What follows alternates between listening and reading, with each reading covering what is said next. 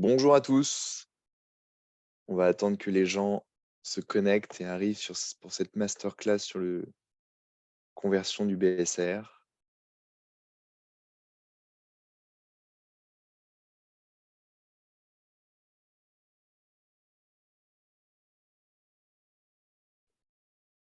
L'occasion de prendre un café, faire une petite pause et de s'installer avant de commencer la masterclass.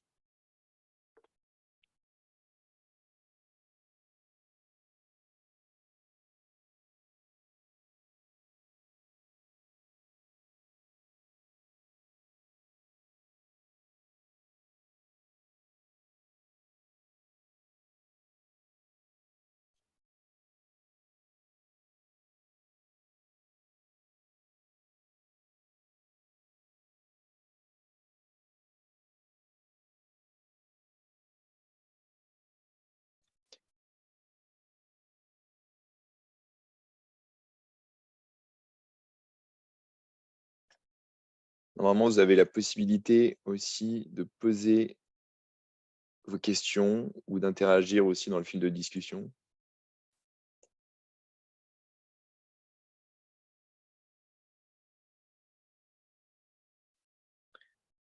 Hop, on va pouvoir commencer la masterclass. Je vais vous partager mon écran avec justement la présentation que j'ai préparée. Donc, mais peut-être avant d'aller donc dans le sujet sur la conversion du BSR en action, je vais me présenter donc rapidement. Donc, je m'appelle Marc Fournier, donc je suis le responsable juridique pour la France de Seed Legals. Et avant de vous parler donc de Seed Legals en quelques mots, donc moi je suis ancien avocat.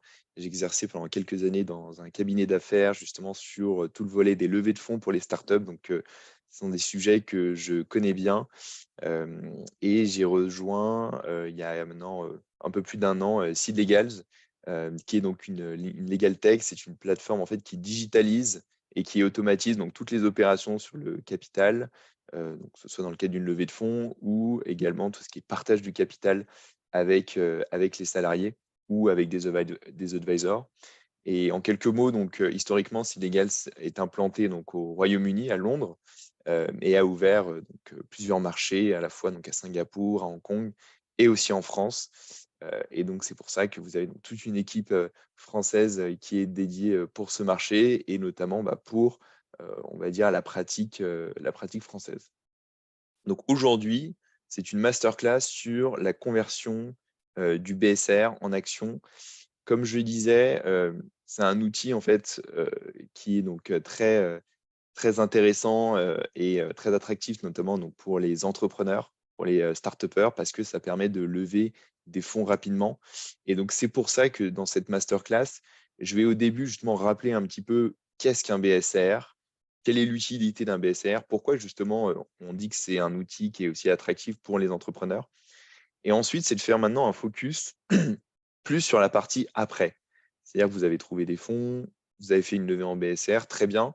Et ensuite, qu'est-ce qui se passe par la suite? Et donc, c'est là où justement, on va pouvoir parler des cas de conversion. À quel moment, à quel timing, justement, le BSR va pouvoir être converti en action? Comment se déroule justement une conversion d'un BSR en action?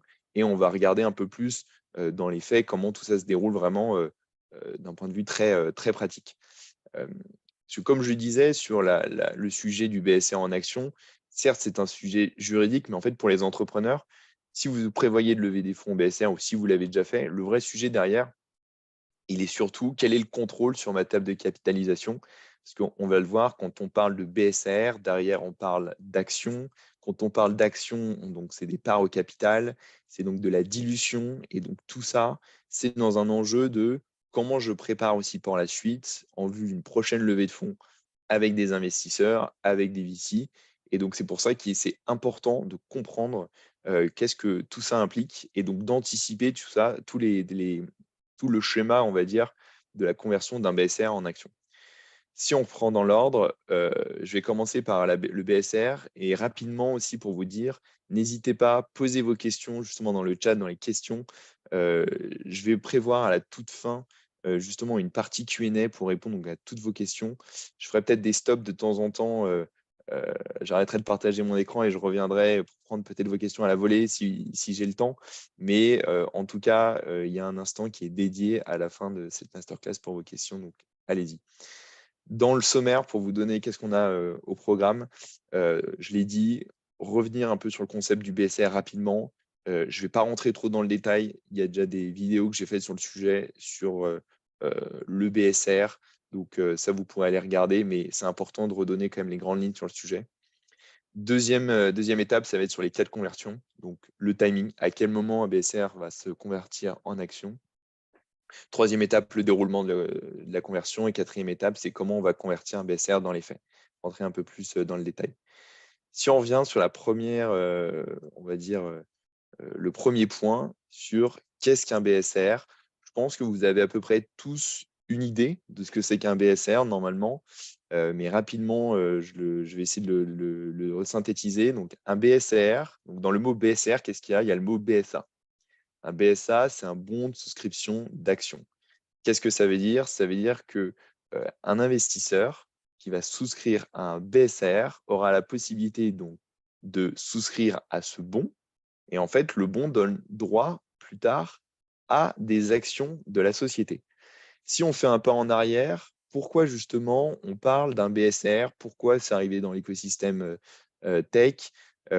Justement, ce BSR, il est très utile parce que pour les entrepreneurs, vous le savez, quand vous voulez lancer, démarrer votre société, vous êtes souvent en train de chercher des fonds pour monter un premier MVP, pour commencer justement à travailler avec des freelances, à peut-être embaucher des salariés. Donc, vous avez besoin d'argent.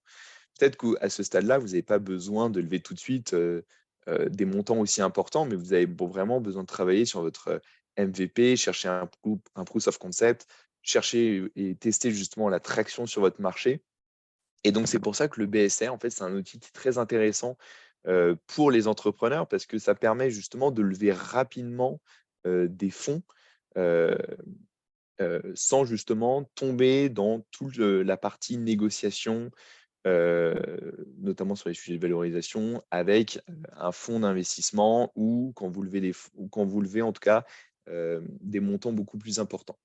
Si on revient, donc ça c'était un peu le focus BSR, pourquoi justement on le met en place, vous avez donc ce bon de souscription d'action auquel est attaché justement un contrat R. Et donc, qu'est-ce qu'on dit en fait avec ce BSR? Et je l'ai résumé justement dans Sell Side, c'est de dire à un investisseur R qui est justement intéressé par votre projet, qui est au tout début de l'aventure, et vous avez justement besoin de récolter des fonds pour démarrer et lancer votre activité, c'est de dire à votre investisseur R, tu as la possibilité d'investir, d'envoyer du cash donc sur le compte de la société, et en échange justement de ces cash, tu vas pouvoir souscrire à un BSR qui va te donner le droit, plus tard, de convertir ton investissement en action à l'occasion soit donc d'événements déclencheurs, et on va en discuter, ou sinon à une échéance, à une date butoir. Ce qui est important donc d'avoir en tête, c'est que ici, l'investisseur R, donc soit c'est, comme on dit, vous levez de l'argent auprès de friends and family ou de business angel, etc. À chaque fois, ce sera toujours la même logique, c'est-à-dire qu'il va envoyer de l'argent. À ce stade-là, l'investisseur R, il n'est pas associé de la société, d'accord? Il est juste titulaire d'un bon qui lui donnera le droit de convertir son bon en action, mais plus tard. Ça, c'est le premier point à voir. C'est-à-dire que donc, sur votre table de capitalisation, vous savez, vous avez donc, vous êtes avec vos fondateurs, vous avez la répartition du capital. À ce stade-là, l'investisseur R n'y figure toujours pas parce qu'il n'a toujours pas converti son bon en action. Ça, c'est le premier point à rappeler. Le deuxième point à rappeler, c'est que l'investisseur R qui investit dans la société, lui, le résultat final, c'est uniquement pour recevoir des actions. Il n'a pas vocation, sauf dans peut-être certaines exceptions, mais il n'a pas vocation, en tout cas, lui, à récupérer son investissement.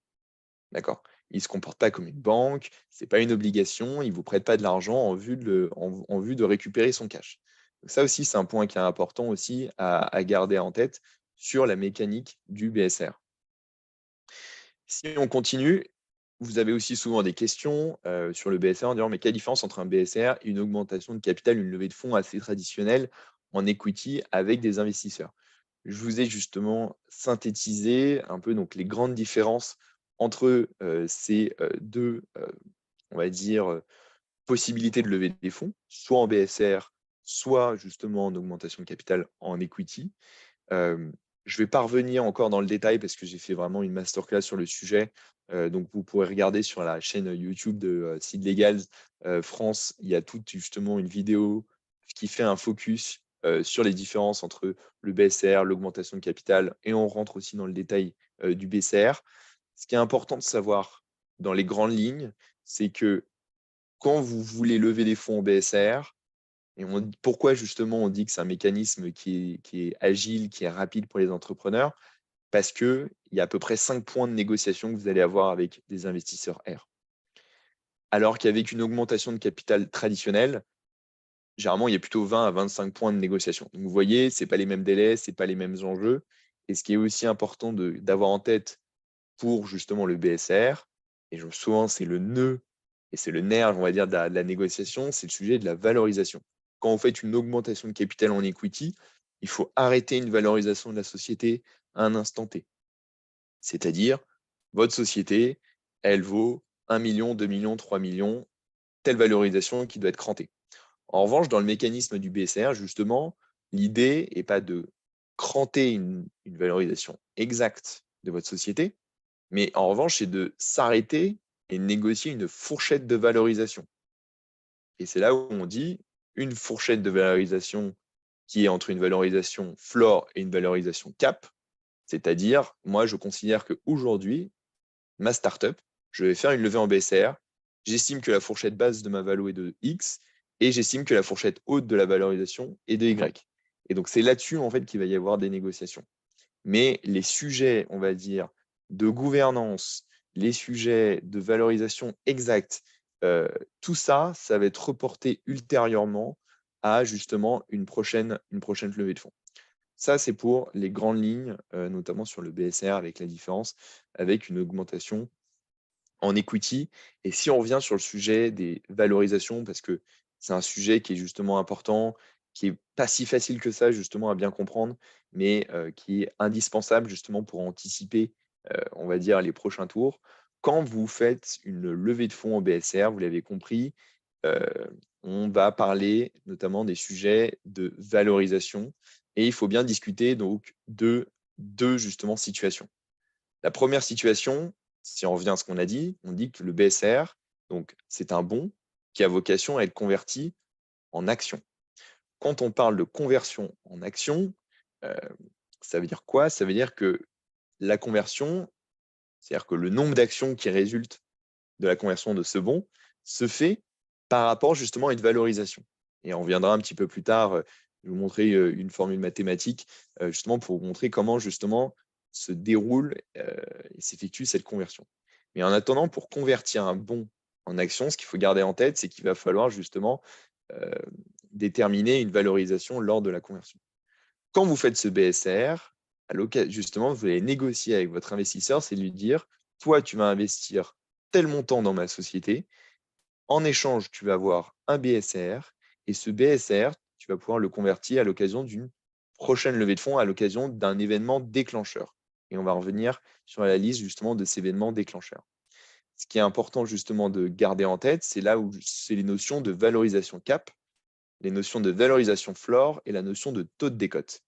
Parce que c'est ça en fait les vrais sujets à aborder avec votre investisseur, c'est de lui dire aujourd'hui, moi, j'estime que la fourchette de valorisation de ma société, on l'a dit, elle se situe entre le floor et elle se situe entre le cap. Ça veut dire quoi? Ça veut dire qu'à l'occasion d'un prochain événement, d'un futur événement déclencheur, l'investisseur, il va convertir son bon en action.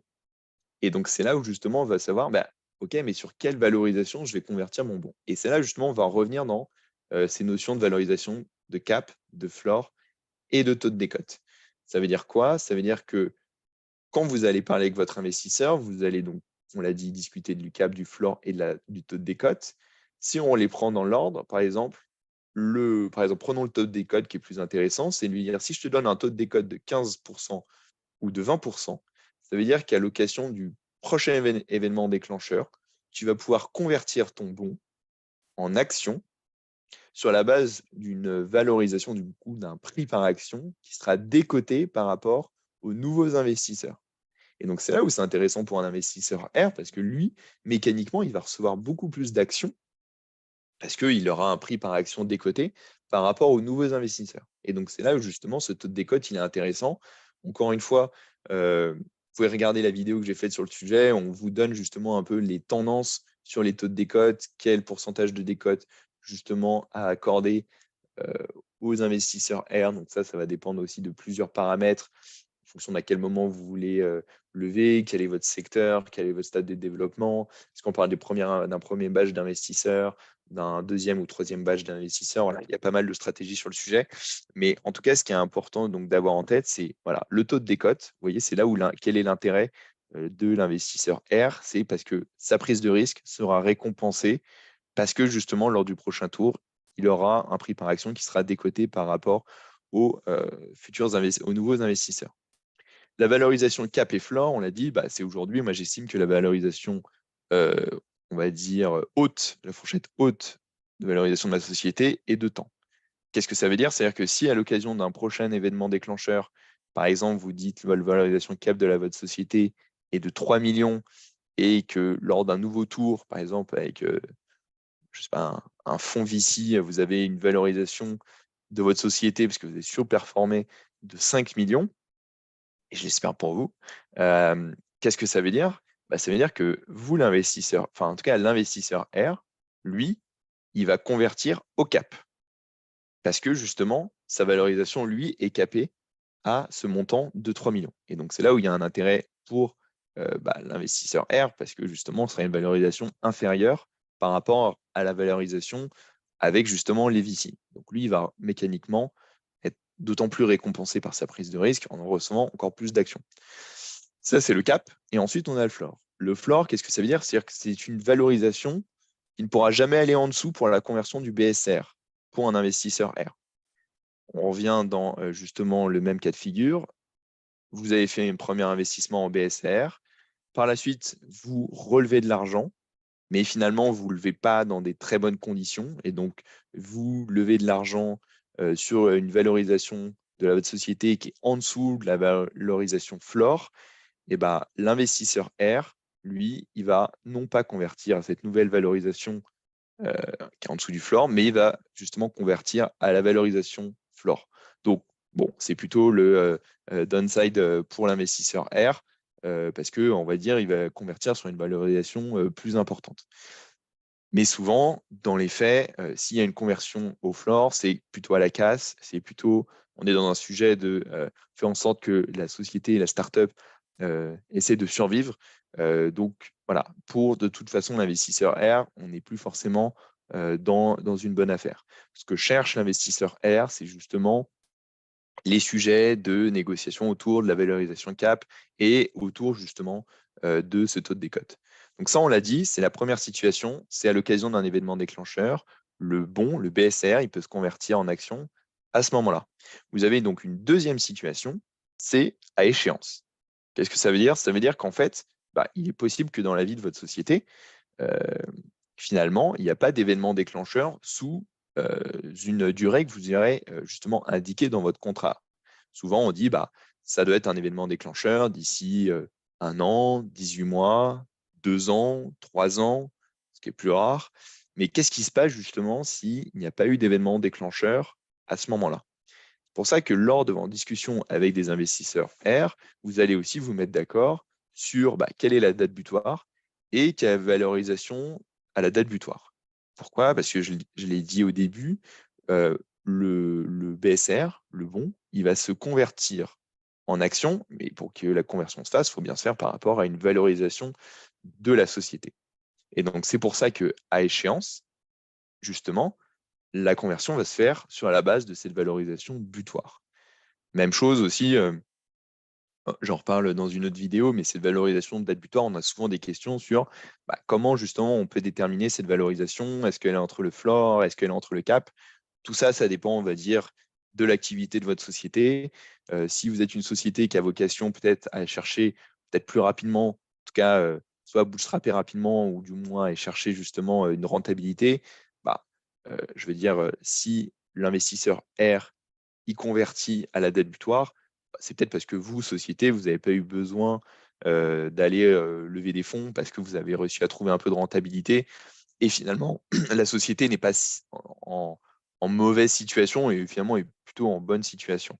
En revanche, pour des entrepreneurs, en tout cas des boîtes, des startups qui sont dans des business où s'ils n'ont pas levé de l'argent avant 2 ans, a priori, c'est que justement la société sera plutôt mal en point. Donc c'est pour ça que cette valorisation butoir, elle sera plus proche pardon, de la valorisation floor. Ça encore, euh, je vous invite à aller regarder justement une vidéo qu'on a fait sur le sujet. Si on revient sur notre sujet de la conversion du BSR en action, là, je l'ai dit, on a parlé justement du fait qu'il y ait des conversions lors d'événements déclencheurs. Et c'est là où justement, là, je vous ai listé qu'est-ce qu'on appelle des événements déclencheurs. Tout ça, encore une fois, est détaillé dans le contraire. Et là, je vous ai mis les principaux, en tout cas, événements déclencheurs. Déjà, premier, plus important, et c'est ce que la majorité des investisseurs et des entrepreneurs recherchent, c'est l'événement déclencheur d'une prochaine levée de fonds. Et c'est là où justement vous allez déterminer qu'est-ce qu'une prochaine levée de fonds.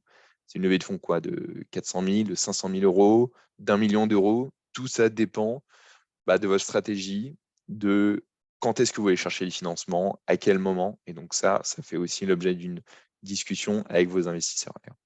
Mais il n'y a pas que la levée de fonds, hein. Il peut aussi y avoir d'autres hypothèses, d'autres événements, peut-être plus rares, mais ils existent. Donc, vous avez aussi en cas de rachat de la société, si finalement vous êtes racheté, il y a un changement de contrôle parce qu'un concurrent vous rachète, à ce moment-là, ça fait déclencher aussi la conversion des BSR en actions. On l'a dit, c'est aussi à échéance. Donc finalement, s'il n'y a pas eu d'autres événements déclencheurs, à ce moment-là, le BSR pourra être aussi converti en actions. Et ah oui, aussi, il y en a une autre qui existe malheureusement, c'est en cas de procédure collective. Souvent, on peut aussi avoir des questions, qu'est-ce qui se passe? Je suis en redressement, je vais être en liquidation, et il faut que du coup que je clean ma table de capitalisation. Et c'est aussi un événement déclencheur qui peut justement convertir le BSR en action. Mais bon, là, sur une logique business, on voit bien qu'on n'est pas sur la recherche de la rentabilité que souhaite un investisseur. Sur le déroulement de la conversion, et ça, je pense que c'est vraiment un point clé et qui est très important pour les entrepreneurs à anticiper, encore une fois, soit parce que vous avez déjà fait une levée de fonds, ou soit parce que vous anticipez, vous prévoyez de faire une levée de fonds BSR. C'est important justement d'anticiper le sujet de la conversion, parce qu'encore une fois, ça va avoir un impact sur votre table de capitalisation. Et trop souvent, en tout cas, on voit quelques entrepreneurs qui découvrent un peu ce sujet à l'occasion d'une prochaine levée de fonds avec soit des VC ou soit avec des BA plus institutionnels. En tout cas, on va passer sur des tours de table plus importants.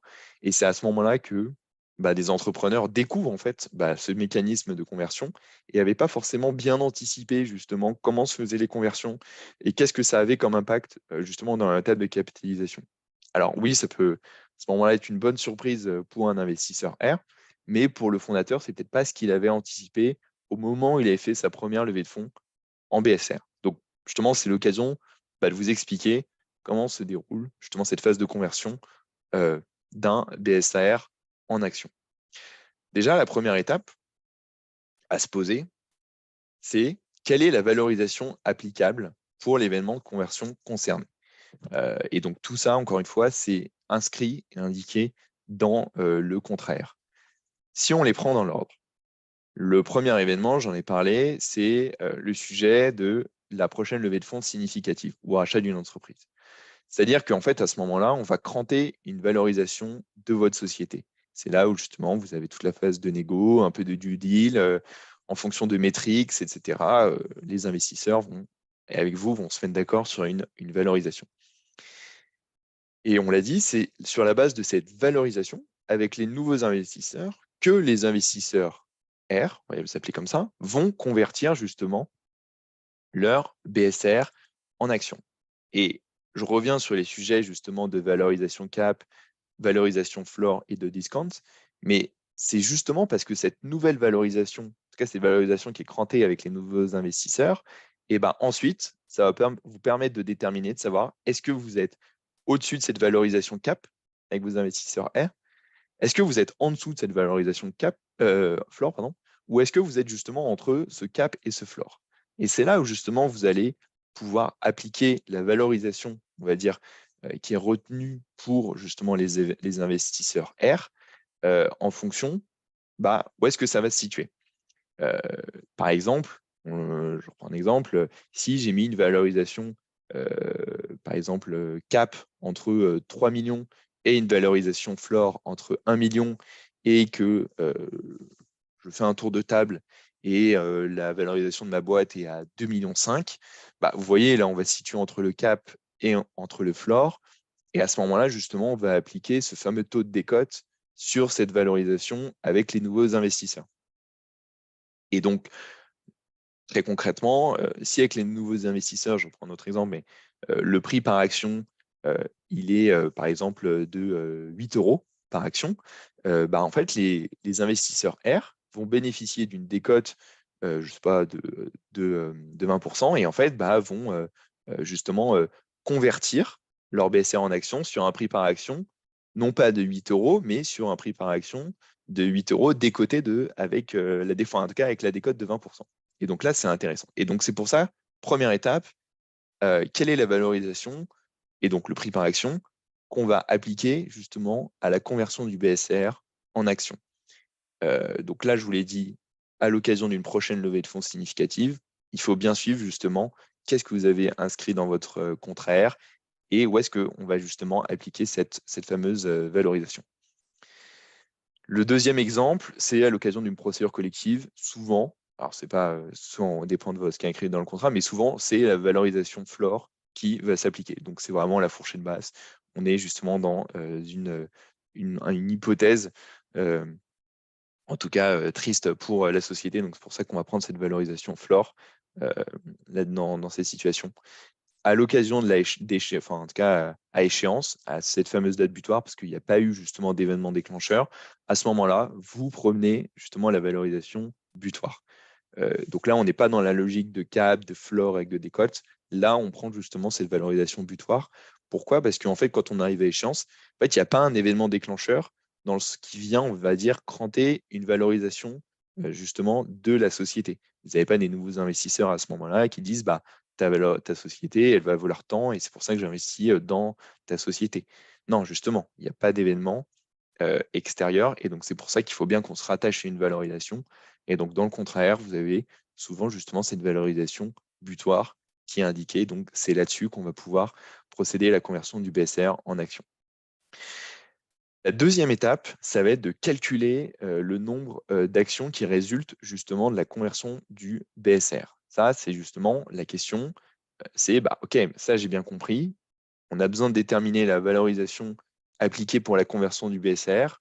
Ensuite, la deuxième étape, ça va être, il y a combien de nombre d'actions qui peuvent en résulter. C'est pour ça que je vous ai mis la formule que vous retrouvez souvent dans justement les contrats R. C'est une formule un peu justement globale qui essaie de couvrir justement les différentes situations. Et elle est justement assez simple. Et donc là, vous l'avez devant vous. C'est le nombre d'actions qui résultent de la conversion du BSR correspond donc au montant investissement R, au montant de l'investissement par l'investisseur R. Par exemple, il a mis 20 000 euros, 30 000 euros, 50 000 euros. C'est justement ce chiffre que vous allez ici y mettre.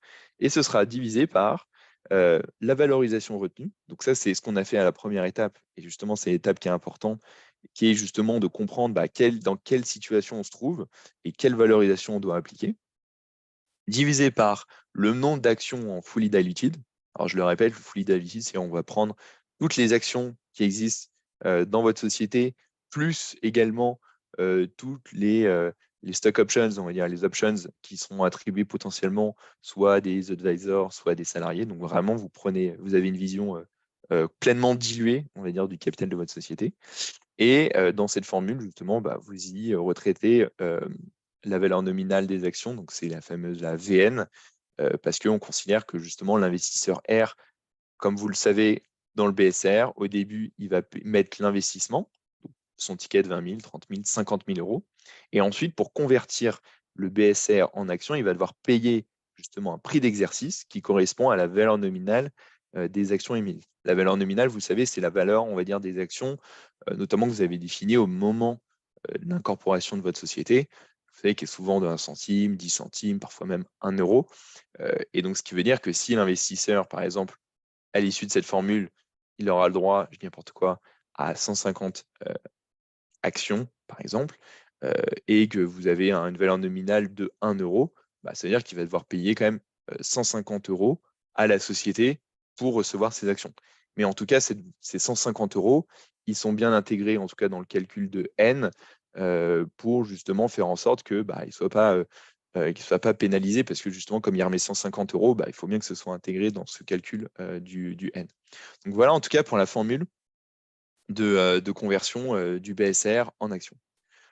Ensuite, la troisième étape, une fois que bah, vous avez pu justement déterminer le nombre d'actions qui en résultent, et encore une fois, je fais peut-être aussi une petite page de publicité, mais nous, c'est des outils qu'on a aussi chez Seedlegal, c'est-à-dire qu'on a des simulateurs qui vous permettent justement bah, pas de tout faire ça sur un Excel séparé ou sur une feuille, mais justement d'avoir un véritable simulateur qui vous permette de déterminer en fonction de votre stratégie en financement BSR, combien vous voulez lever, qu'est-ce que ça aurait comme impact sur votre table de capitalisation, soit à l'occasion d'une prochaine levée de fonds avec des investisseurs, ou soit à échéance, c'est-à-dire s'il n'y a pas eu de levée de fonds. Et en fait, ça vous permet comme ça de visualiser aussi la répartition un peu de votre capital et de vous projeter comme ça avec aussi dans vos négociations, dans vos discussions avec justement des investisseurs R quand vous allez y fixer justement les valorisations cap, les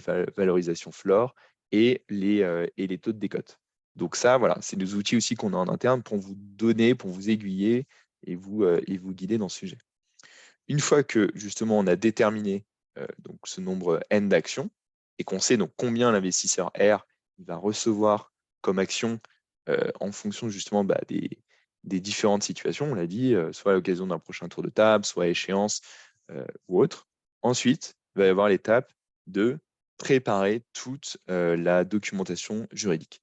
Euh, et c'est souvent là aussi parfois on va dire, une découverte pour on va dire des entrepreneurs, pour les fondateurs. C'est-à-dire que quand il va y avoir justement une conversion du BSR en action, et bah, vous avez quand même un certain nombre de documents juridiques à préparer, que ce soit à la fois côté de votre société, parce qu'on va émettre des actions, et donc vous avez tout un certain nombre de formalités justement à prévoir dans ce cas de figure, mais aussi si vous avez des investisseurs R qui deviennent associés dans votre société, c'est-à-dire que vous avez aussi potentiellement des sujets de gouvernance, vous avez aussi des droits et des obligations qui doivent s'appliquer de leur côté, notamment, par exemple, sur des sujets de transfert d'actions. Vous n'avez pas envie que vous, fondateur, l'investisseur R reçoive des actions sans qu'il y ait un minimum d'encadrement ou sur les règles qui lui sont applicables. Donc c'est pour ça, si on va prendre par exemple à échéance, comment ça va se passer, vous avez dans un premier temps de la documentation contractuelle. Donc ayez bien en tête que à ce moment-là, ce qui existe souvent, c'est que les entrepreneurs, les fondateurs, il existe souvent un pacte d'associés, parce que vous venez de lancer la société, vous êtes quelques fondateurs, vous avez peut-être mis à ce moment-là justement un pacte d'associés pour encadrer un peu vos relations. Qu'est-ce qui se passe si l'un des fondateurs part? Comment justement on veut définir la gouvernance? Comment on veut cadrer aussi tout ce qui est transfert d'actions entre nous? À ce moment-là, c'est important justement de faire en sorte que votre investisseur R, lui, adhère justement à votre pacte d'associés. Parce que, justement, vous n'avez pas envie que l'investisseur R puisse céder des actions dans son coin, à tel concurrent, à telle autre personne et qui soit justement, verrouillé par, les règles, vous savez, qui sont, prévues dans, votre pacte d'associés. Donc dans ce cas-là, en fait, il va, justement signer une lettre d'adhésion à votre pacte, ou sinon, bah, c'est peut-être aussi le moment de mettre en place un pacte d'associés avec justement soit entre fondateurs et avec justement vos investisseurs R. Parce que c'est quelque chose que nous, on voit côté Legal. Souvent, on a des fondateurs, bah, peut-être qu'ils ont commencé sans pacte d'associés parce qu'ils se connaissent très bien, il y a une grande relation de confiance. Même bon, si c'est pas forcément conseillé, mais ça peut arriver qu'ils suivent sur ce chemin-là, Sauf qu'en fait, au moment de la conversion, vous allez avoir des investisseurs que vous connaissez forcément un petit peu moins bien qui vont entrer au capital de votre société. Et donc, vous voulez être certain justement de verrouiller et d'encadrer toutes vos relations. Donc, c'est le moment justement, souvent, on voit de mettre en place un pacte d'associés entre les fondateurs et les investisseurs R. Donc ça, c'est sur la première partie, la partie plus contractuelle. La deuxième partie, c'est la partie corporate. Partie corporate, on l'a dit, si vous émettez des actions au profit de l'investisseur R, ça veut dire qu'il doit y avoir aussi des décisions de la part du président. Il faut aussi que l'investisseur R signe un bulletin de souscription, paye justement, du coup, on l'a dit, le prix d'exercice de ces nouvelles actions. Il faut aussi mettre à jour du coup vos statuts, parce que vous changez du coup le montant du capital social. Et dans ce cas de figure, il faut aussi faire des formalités auprès du greffe. Donc, vous avez aussi des pouvoirs à signer pour des formalistes. Et donc, dans ce cas de figure, ça veut dire que vous avez quand même tout un processus à suivre avant véritablement que l'investisseur R soit au capital de justement votre société. Donc ça, c'est un exemple justement du déroulement de la documentation juridique à échéance. Donc là, déjà, c'est ça. Est-ce que vous avez déjà des questions à ce stade sur la partie documentation juridique? Je vois qu'on a une question sur est-ce qu'il y a un certificate of participation will be distributed? Alors, en tout cas, sur la partie certificat, c'est plutôt un certificat au jour où l'investisseur R va convertir son BSR en action. À ce moment-là, il va devenir donc associé actionnaire de la société. Et donc, c'est là où il pourra effectivement avoir son certificat qui atteste que il est bien titulaire de tant d'actions de telle startup. C'est plutôt là-dessus, justement, le sujet, on va dire, certificat qui peut se poser. Donc ça, moi, ce que je vous ai montré, c'est sur la partie à échéance, mais il y a aussi un autre processus qui existe en cas d'une conversion du BSR à l'occasion d'une prochaine levée de fonds. Donc, si vous levez des fonds avec des fonds ou avec des BA plus institutionnels, à ce moment-là, comment ça se passe? Ça va suivre en fait à peu près le même schéma, mais c'est juste que tout ça va s'intégrer dans votre levée de fonds. Et on le disait aussi, ce qui est important, c'est que quand vous avez donc une levée de fonds, en tout cas une levée de fonds significative, c'est là où vous allez donc cranter la valorisation et c'est souvent là aussi que vous allez mettre en place un pacte d'associés avec vos nouveaux investisseurs où vous savez, vous allez justement discuter des enjeux de gouvernance, discuter des enjeux, vous savez, de lever, discuter des enjeux contrôle des cessions d'actions. Et en fait, souvent, ce qui se passe, c'est que les investisseurs R qui vont convertir donc à l'occasion de ce tour de financement, de ce nouveau tour de financement, ils vont être mis dans ce nouveau pacte d'associés. Donc comme ça, vous allez ensuite avoir un pacte qui régit les relations entre vous, fondateurs, les nouveaux investisseurs et les investisseurs R. Et ensuite, ça va suivre la même logique sur la partie documentation corporate. Là-dessus, il n'y a pas de changement. Tout ça pour vous dire que c'est quand même, genre, en tout cas, un processus un peu fastidieux, ça, il faut le reconnaître, mais justement qui est important de suivre pour faire en sorte que euh, vous arrivez bien à anticiper qu'est-ce que ça signifie comme impact sur votre table de capitalisation.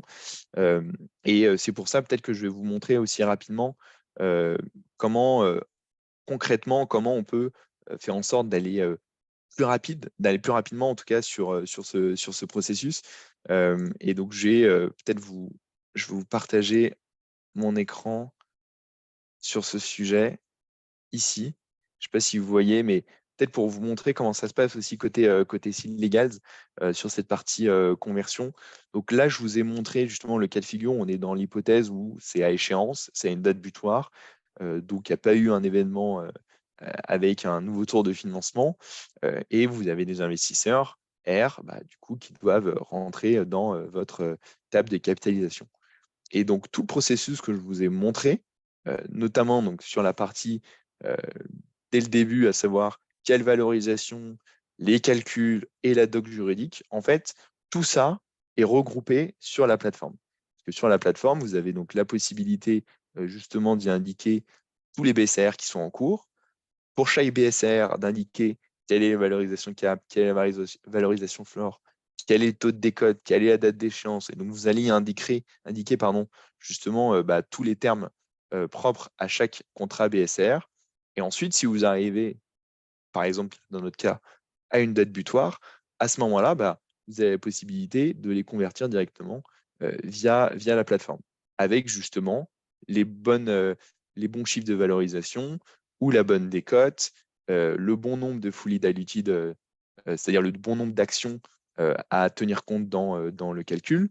Parce que comme vous voyez, vous avez la table de capitalisation qui existe, que vous avez indiquée, et ensuite, lors de la conversion, la plateforme va justement aller chercher, vous savez, le nombre d'actions pleinement diluées qui figurent justement sur votre table de capitalisation.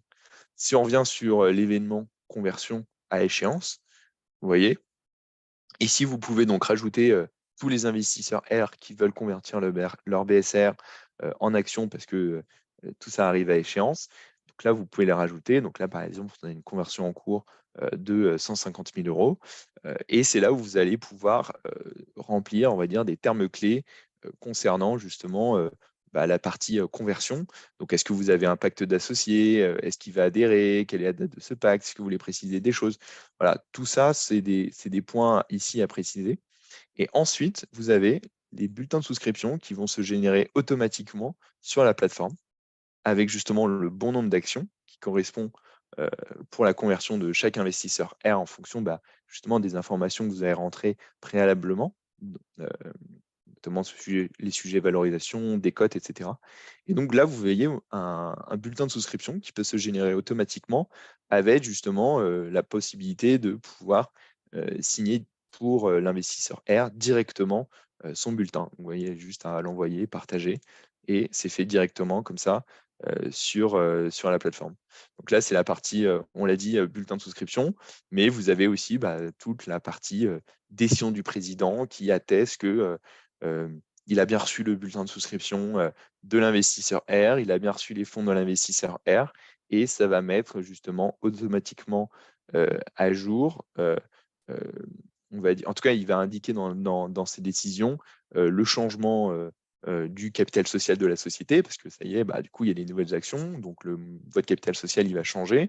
Et donc là, ça va vraiment attester de la levée de fonds BSR, en tout cas de la conversion du BSR en action, et surtout de la modification de vos statuts. Et donc, vous voyez ici, vous avez automatiquement justement toutes les données qui se mettent à jour en fonction des paramètres et des informations de chaque contraire.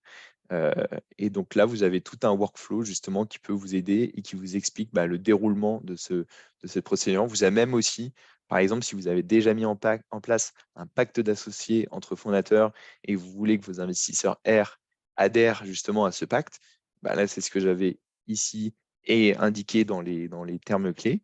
Vous pouvez créer votre acte d'adhésion. Hop.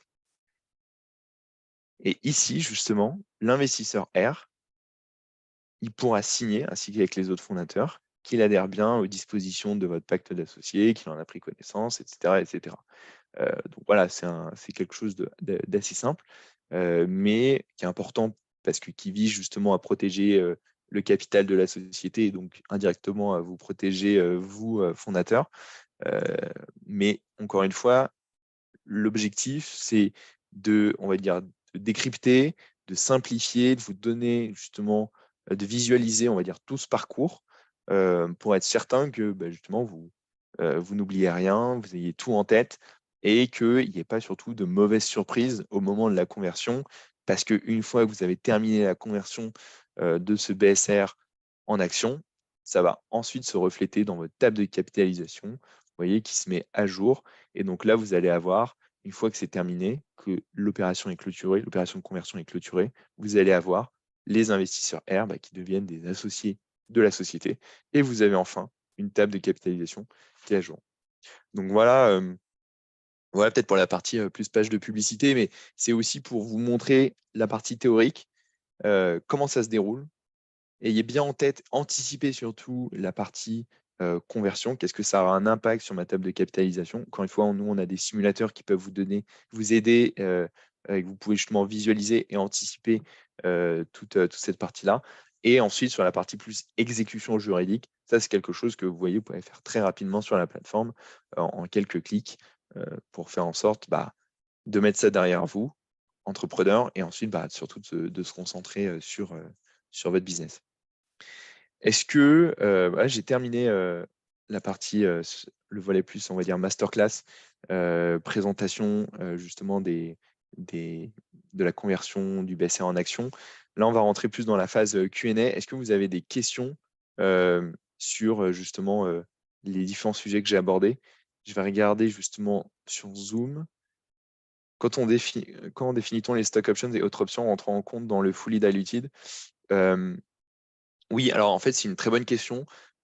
Comment si on revient sur, je vais repartager ici mon écran. Et alors, en fait, du coup, la question qui nous est posée, c'est justement pour la conversion et calculer ce nombre N d'actions qui résulte justement de la conversion du BSR.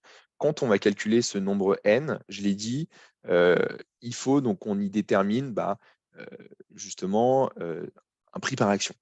Vous savez, le prix par action, en tout cas vous allez le savoir, il se détermine comment? Il se détermine par la valorisation de votre société, d'accord, divisé par le nombre total d'actions pleinement diluées qui existent dans votre société. Et c'est comme ça qu'on va déterminer votre prix par action. Et vous voyez ce que je dis est reflété dans valorisation retenue divisé par fully diluted actions. Ici, la question, c'est quand définit-on les stock options ou autres options rentrant en compte dans les fully diluted?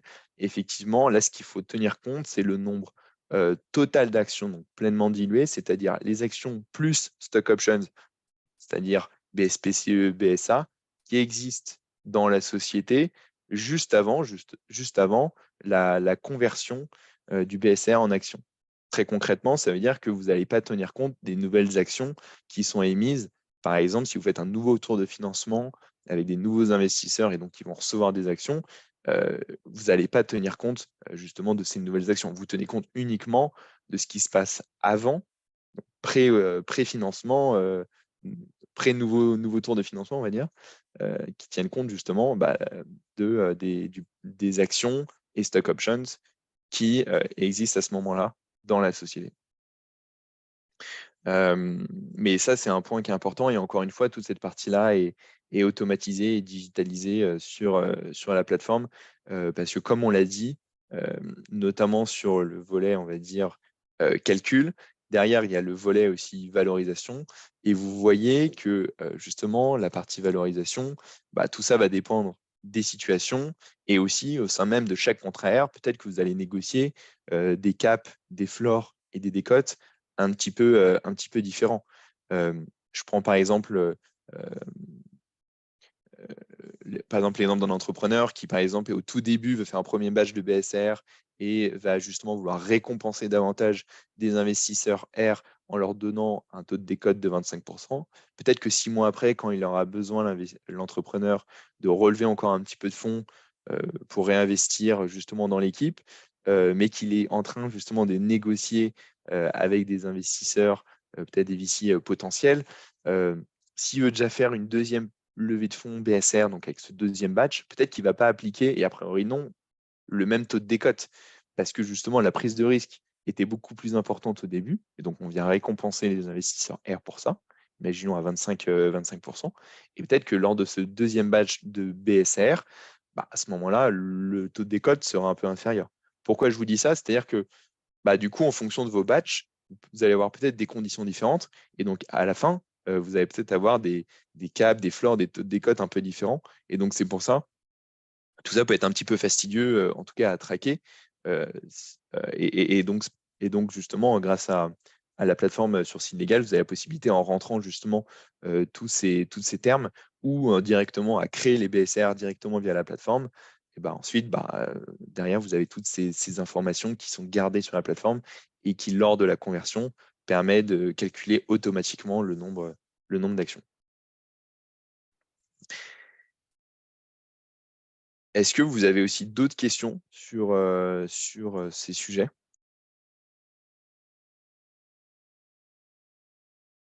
profitez-en, il y a encore, on peut encore avoir, 5 minutes, si vous avez des questions à la fois, sur la valorisation, quelque chose, ou des questions sur la partie peut-être plus juridique.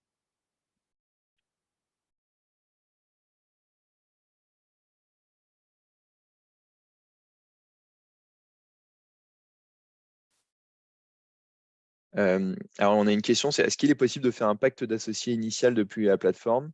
Hem, Effectivement, c'est une bonne question. C'est quelque chose qu'on propose tout à fait, c'est-à-dire de pouvoir mettre en place votre pacte d'associés, soit à l'occasion, d'une levée de fonds avec, des nouveaux investisseurs, ou soit parce que vous êtes à une date butoir. Donc là, vous pouvez aller sur la plateforme et vous allez pouvoir justement, remplir un questionnaire et donc qui couvre, je l'ai dit, des sujets de gouvernance, des sujets, d'engagement des fondateurs, des sujets, autour des transferts, en tout cas des transferts d'actions. Et donc tout ça, en remplissant justement ces termes clés, vous allez pouvoir générer automatiquement un pacte d'associés que vous pourrez partager justement, aux autres associés qui vont pouvoir faire des commentaires et ensuite, ils peuvent signer directement, sur la plateforme le pacte d'associés. Donc c'est tout à fait quelque chose qu'on propose, à la fois à l'occasion d'un prochain tour de financement, mais également si par exemple vous êtes juste entre fondateurs, donc on a ce qu'on appelle un pacte fondateur, qui est un pacte justement un petit peu différent, dans son contenu, qui est, on va dire, moins lourd qu'un pacte avec des nouveaux investisseurs, notamment des BA ou des VC.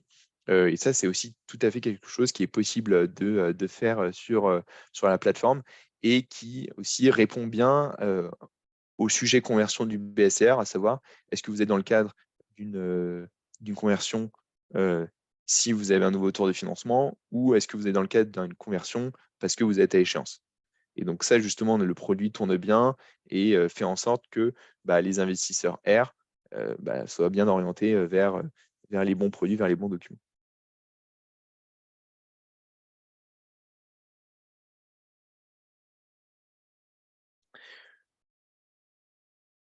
Je vois pas d'autres questions, hem, donc je vais terminer cette masterclass. En tout cas, si, j'ai une dernière question.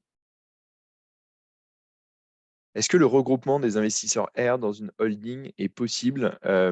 Alors sur site légal, c'est pas quelque chose, qui est proposé directement. En revanche, on travaille avec des avocats partenaires où il est possible justement, de faire en sorte que si vous, entrepreneur, vous avez envie de regrouper, tous les investisseurs R qui rentrent au capital de votre société dans une holding, c'est quelque chose qui est tout à fait, possible de faire. Et en fait, dans ce cas-là, sur votre table de capitalisation, va être, faire apparaître justement cette fameuse holding, où seront regroupés tous les investisseurs, R. Donc Anna, si tu as des questions, effectivement sur ce sujet, on le voit bien, pour, des entrepreneurs qui ont besoin de cleaner, leur table de capitalisation parce que parfois, effectivement, il peut y avoir, un certain nombre, d'investisseurs R. Effectivement, c'est une technique qui existe, et qu'on peut mettre en place, mais dans le cadre d'un partenariat avec justement avec des avocats, qui peuvent justement aider sur ces sujets.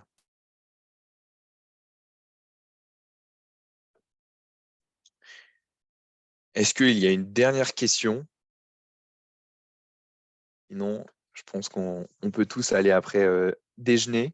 Du coup, je vais terminer là-dessus. En tout cas, j'espère que vous avez vu, en tout cas, c'est un peu plus clair pour vous, le sujet de la conversion du BSR en action. Vous voyez, la mécanique est un peu particulière, c'est assez spécifique, faut vraiment se plonger dedans. Mais c'est important parce qu'en tant qu'entrepreneur, vous le savez, ce qui fait la richesse, heu, de votre startup, au-delà bien sûr, des relations humaines, de l'équipe et cetera, c'est aussi, de votre capital. Et donc l'idée, c'est vraiment de protéger aussi votre capital et de comprendre, justement qu'est-ce qui se passe quand vous acceptez des financements de la part d'investisseurs. Et donc c'est vraiment important justement, de comprendre ces sujets. Et en tout cas, je suis ravi si j'ai pu, décrypter avec vous, ces points-là. Hem, En tout cas, il y aura une vidéo, en replay si vous avez envie de revoir un peu justement, les points que j'ai abordés dans cette masterclass. Et sinon, si vous avez, des questions, vous pouvez, soit, m'envoyer directement un message, via LinkedIn, ou sinon en allant sur le site internet de Synlegals, vous aurez un chat qui est à votre disposition. Posez vos questions. Si vous avez besoin d'avoir justement une démo sur ce que je vous ai montré, vous pouvez tout à fait donc prévoir un rendez-vous avec un expert qui vous en dira plus et ensuite pour voir si on peut faire un bout de chemin ensemble sur ces sujets-là. Donc merci à tous, très bonne journée et j'espère à très vite. Au revoir.